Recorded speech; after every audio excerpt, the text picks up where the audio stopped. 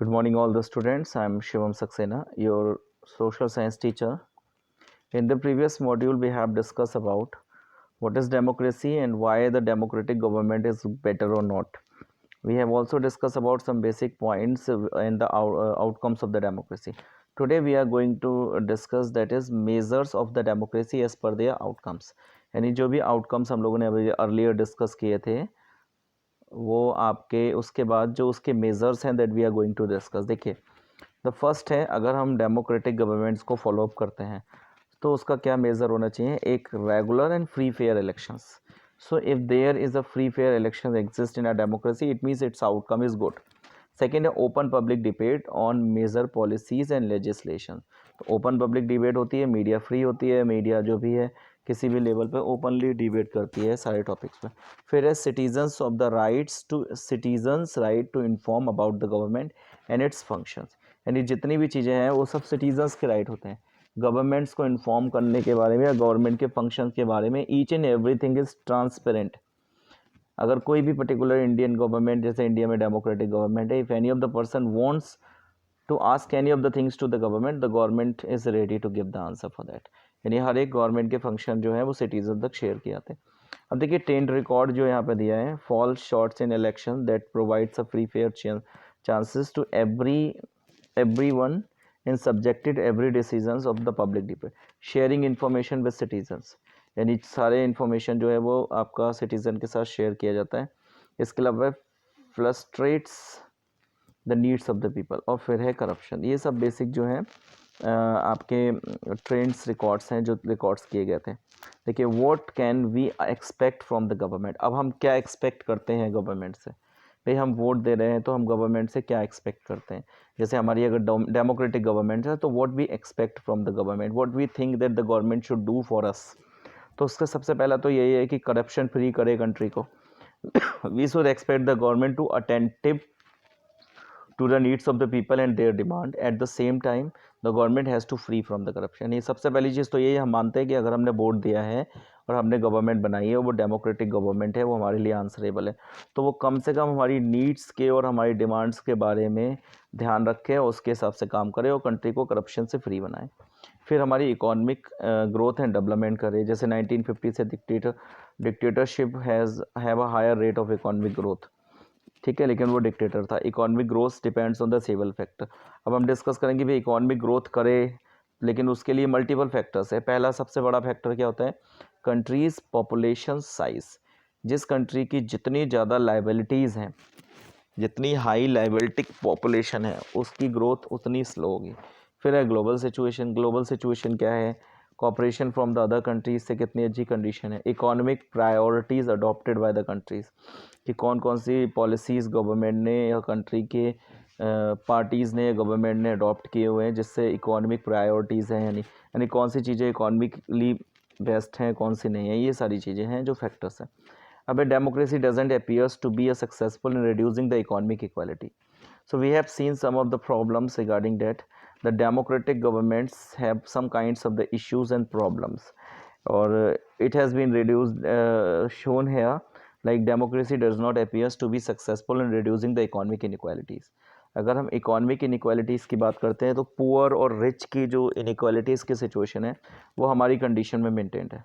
एक रिच है तो वो बहुत रिच है और एक पुअर है तो वो बहुत ज़्यादा पुअर है. तो ये जो इकोनॉमिक इनइक्वालिटीज़ है इसको ईजिली डिसअपियर करना पॉसिबल नहीं है. A small number of the ultra rich enjoy a highly disproportionate share of the wealth and income.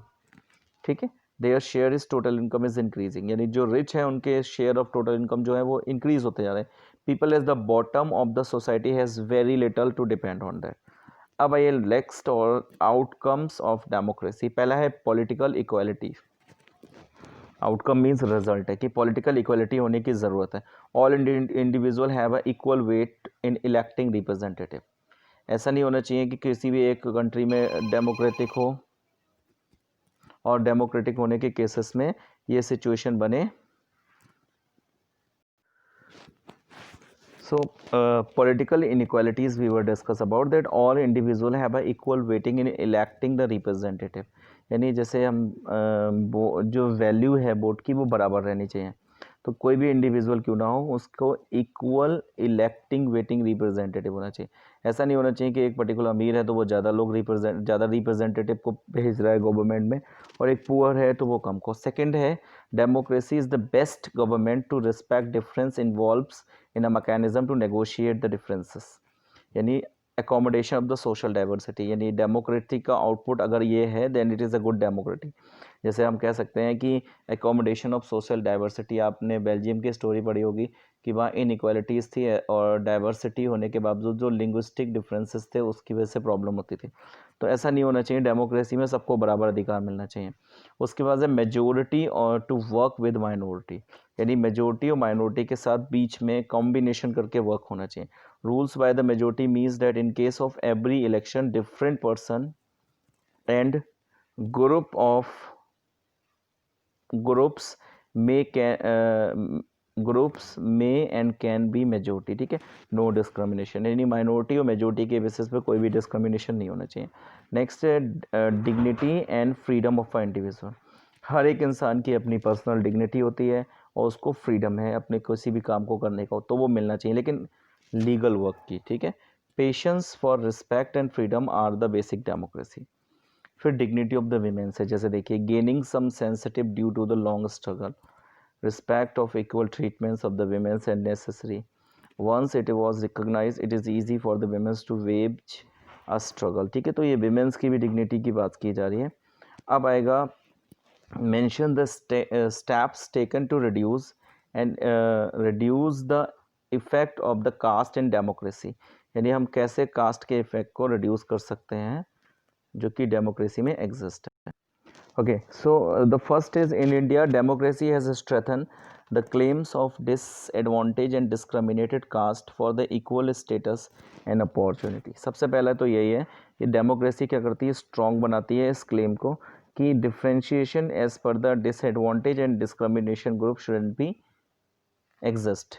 Each and every disadvantaged or discriminated caste group must have a equal opportunity.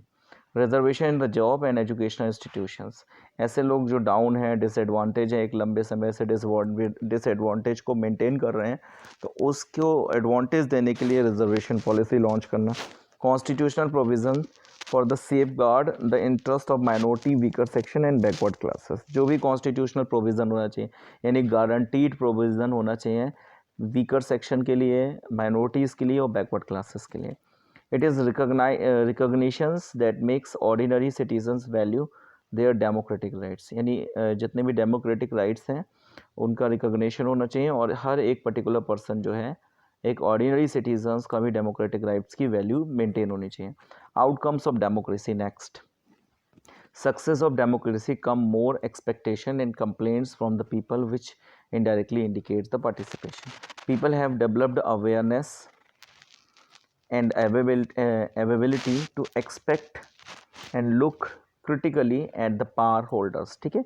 तो ये कुछ basic outcomes हैं। अभी आएगा words that matters. Democracy का क्या मतलब है, is a formed of the two Greek words demos and crits.